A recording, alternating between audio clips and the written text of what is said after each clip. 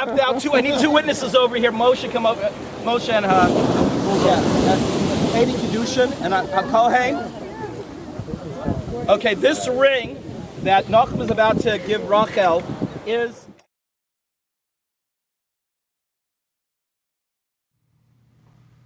What was your experience with Aaron Parry? Well, didn't he start off as your student? College, he was my partner. No. He became my associate rabbi in Aisha Torah in 89, or 90 maybe, I don't remember. He was my associate rabbi for 5 years. And then we went to, they had other positions. We always remained in contact and doing different projects. But he was my, those first 5-6 years we worked together closely day in and day out. And then we reconnected. And we were very close those last 2 years. I think it was with me nearly 2 years? Yeah, in the valley. In the valley, yeah. Yeah. We spent a lot of time professionally together, a lot of time personally. We went to Yankee Stadium together. And Dodger Stadium. Maybe it was the Yankees, maybe that's why it was so hard to get it. We were laughing. When we laughed together, we laughed. Was he a good teacher? An awesome teacher. Awesome? The Talmidim were devoted to him. I mean, he moved there to Israel, and then they went on a Zoom. They couldn't get off of the Zoom. Whatever he taught here, and when he was here, people came and loved. But he had a quality of not attracting Talmidim, of keeping them. They stuck with him. They became. I mean, here's our living proof right there. He built Talmidim for life. You know, lifelong Talmidim in Shimon over there. Of course, he was a fountain of knowledge also. He knew a lot. I mean, the people marveled at his chokhmah, at his wisdom. He knew a lot. Because he started with, went to Rav Scheinberg and he was just, and together with Mindy Alaa Shalom, they were a quintessential Kollel couple. That was what a Kollel couple was all about, the two of them, But Mindy was his anchor in terms of not only what the womanly duties were for the house, for the kids, whatever. She was his anchor emotionally, keeping him straight and narrow. Yeah, and having the grounding, and helping them to make the right decisions and so forth. I think I don't remember I conducted or spoke at Mindy's Levaya. I'm sure you did. Yeah, I know I spoke. I know that. Maybe I conducted the whole thing to me. Well, you probably were the MC. Yeah, probably. I mean, at the end of the day, you and I were close enough to the point when whenever something significant was happening, I mean, I was part of that. There was trouble with the kids.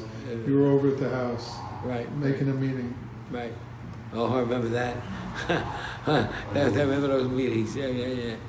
Of course, I had this beautiful relationship with Ellie. I just adored Ellie, because he and because Aaron and Mindy had done such a heroic job of Ellie, and Ellie had his issues. He's an awesome hatzlacha. He's an awesome success, and that's because Aaron's greatest quality was his patience. I mean, I couldn't be so and I'd get all impatient, and he'd relax with it. He made people relax. I made people nervous. He made people relax. May Menuchos. Yeah, May Mariva. Yeah. The old story, the old Kahana story. Yeah. But he was a very, very close friend. I mean, I'm totally broken. I mean, I gave a share tonight. I don't know how I did it. I had no koiches. But you did the share. Towards the end. I always come towards the end. Adam's got this ability to come towards the end. You know, he gets in just at the right time when it's just for kiddush. But it's hard to find the parking around there. So That's correct. You're right. But would it ever have occurred to you that you would outlive him? Never. Never. I mean, especially because how sick you got recently. And I'm 10 years old. I'm 76 kind of. I mean, because the Indian of Chayitena Liboy, I said it over this year, the Chayitena Liboy, the living should take this too hard. Look at me. Well, because I know you do, because you always tell me about it and stuff. And I'm not letting you do this, I'm not letting you do that, you know. Right. Not getting on a plane for a long time. I lost finished. He doesn't let me. Yeah. And I never thought. I mean, people. My wife is very cautious. And then Moshe would jump on that damn bandwagon. No, but not drinking any Coke. I'm never serving you any hot dogs or Coke or anything. Even Jeff's. No, nothing. It's not, you can't eat it anymore. You can have toast and eggs. Right, toast and eggs. That's what you So can. how long does a holy soul have to be judged before it gets elevated? These are kind of Different things. stories. These are kind of things that mortal people like ourselves shouldn't even be dabbling with. That's all we know is that we're made up of body and soul, and the body was a receptacle to hold on to the soul for all that time, and the tachlis, the whole goal is the soul. That's what we're alive for.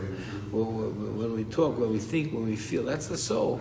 And a person is not a nose, he's not a fingers, he's not a hand, he's a soul. He's a Soul with a body, not a body with a soul. correct. I mean, That's who we are. I mean, clearly, the neshama is. But you have to feel or recognize, because on the other hand, you know, he was nifta quite quickly, didn't linger, so that's an incredible bracha. And then that's it. I mean, Hashem didn't want him to suffer. He suffered with the heart attack, the pain of the heart attack. The correct At the moment of the heart attack. right. I not know that. long. I know that. No, I know how that pain. conscious he was. I know that pain, but I think that the you know, there are certain people that you can really feel or believe that ben olam haba. I think that They believe what? That they belong in the world to they're come. destined for the world to come. Right. That they passed all the tests. And Aaron, for all of his commitment to Hashem and commitment to Torah and commitment to religious life, coupled that with a lot of personal suffering. And that personal suffering, it wipes away whatever mistakes he made. And he had the schusim of his children. And the schusim of the kids. I mean, that's big. I mean, he's a good kid. He's a good kid. Of course, there's a lot of Mindy in those kids, but they're good kids. And I was very happy to be close to those kids, Ellie and the girls, and we would talk a lot and share a lot of thoughts, and the sadness of their suffering, such a loss of a young father and a young mother. Perry children have to stand up and be strong. They were at Mindy's passing. I saw that at the time when the coffin was taken away from here in Teretz Yisrael in L.A. by the storage or the baggage claim of the airplane. But they're good siblings, and that's, I guess, the ultimate tribute of kids. You know, parents will bring up their kids, hoping they follow in the right footsteps, but they also hope that they remain siblings, you know, that they remain close to one another. Because after all said and done, you know, siblings, they come from the same place. That's it. You said about my mother's Levi or my father's about the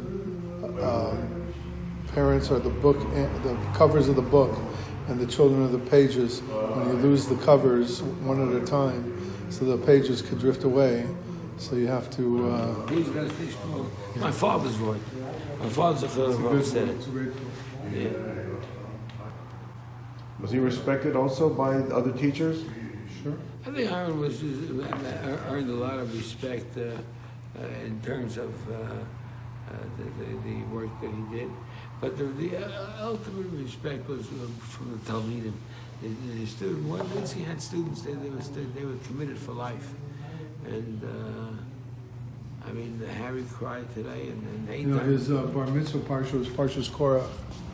I don't know if he officially had that when we were in bar mitzvah school, but that's always, or a lot of times it's around the 17th of Sivan, which was his birthday. But this year it's much later. But Korach, a lot of times, he just had Parshas Korach. And I was talking to him, and he said, how are you going to make up the parsha you missed because Eretz Yisrael's ahead? When you get back to Eretz Yisrael, how are you going to make up the parsha that you missed? They're already holding by Chukas, and this week they're holding by Bala. And so he would, you know, once he got back to Eretz Yisrael, he would miss those parshas. He was going to get somebody in a mincha setting to listen to the whole parsha, and he was going to learn it. And he'll make up the parshas in the That's for sure. I just am broken for myself. I'm broken for Moshe. It's a brother. Brother's a brother. I mean, Mama should. Thank God, very close. Our whole lives. And he followed me into Judaism. So it's like, you know, I came back to pick him up, so to speak. And the Parry saga of coming back to Frumkeit is incredible in itself. You and Aaron, and what you did. I mean, and lovely parents, but there was no indication of commitment to mitzvahs, and all of a sudden the two of you took off, and that's incredible. it's a story in itself. That's a story in itself, absolutely. Yeah. And a lot of people don't think in those terms. People think of except Moshe as Moshe and Aaron as Aaron, and they don't realize how they became what they became, and what the travails and the travels and the. One time we told in Or Sameach to Rav Aaron Feldman, who was one of the Rosh Hashivas, said that, well, we used to be Mark and Anthony, and now we're Moshe and Aaron. We used to be Romans, and now we're Jews. So that was Aaron's joke. And Levine also. Aaron's joke was that his name was Tony, and my name is Curtis. Tony Curtis. Yeah. Wow. You never told me that. And he told me all the time. We were a team. Yeah. Memories of all the things we shared, and the return we shared. His word, my word, this concept, that concept.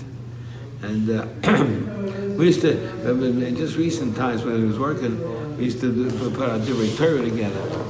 So I accused him of having too much hyperbole. It's too many flowery words. Too many flowery. Aaron, I can't handle it. Stay simple. But we worked together. He helped me put out a lot of papers because when we put out the two hysterical lives that matter and lives that don't matter. It's Torah. Mamish, that letter. That's right. Doesn't happen to be. You have to love him. Just if he's a Russia, certainly if he's trying to be a rodef after Klal Yisrael. For my granddaughter, they came back to LA, and that was it. COVID. The world ended. The world ended. I mean, and we're all crazy enough to believe in it.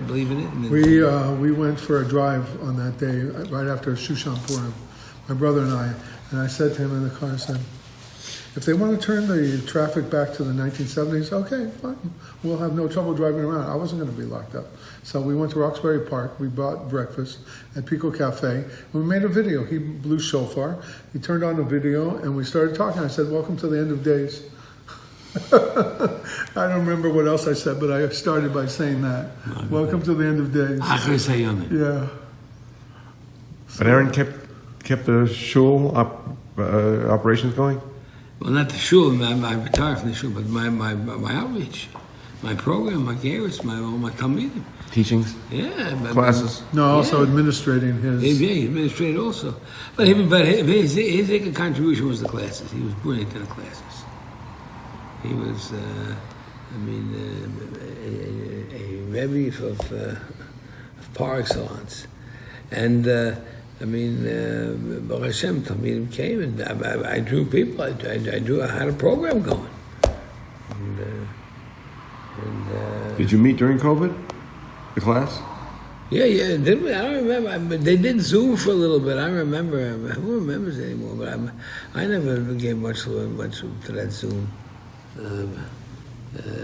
With his personal anivus and approachability and modesty, people should not mistake that and think that he wasn't Adam Chashuv. He was an Adam Chashuv. He was very, very distinguished, very important. And not just, as I said to Moshe, not just in the tzibur, amongst all the people he affected and inspired by himself. And there was a personal tzidkis to himself that he kept only to himself, but he had it.